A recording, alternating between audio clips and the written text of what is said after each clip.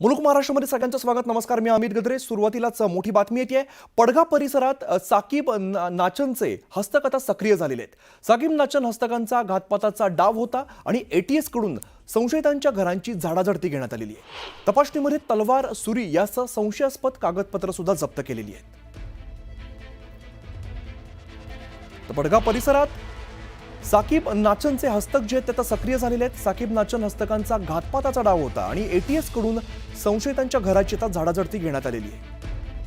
या सगळ्या तपासणीमध्ये तलवार असेल, सुरी यासह अनेक संशयास्पद कागदपत्र सुद्धा जप्त करण्यात आलेली आहे.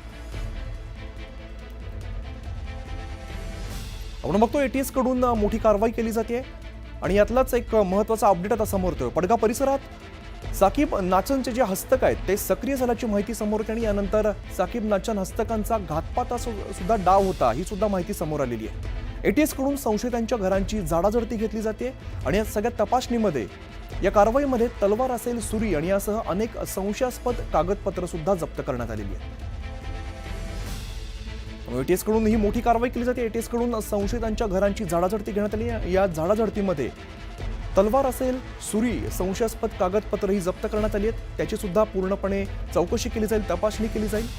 यामध्ये पडघा परिसरात साकीब नाचनचे जे हस्तक आहेत ते आता सक्रिय झाल्याची माहिती समोर आलेली आहे. साकीब नाचन हस्तकांचा घातपाताचा मोठा डाव होता आणि एटीएस कडून या सगळ्या संदर्भातच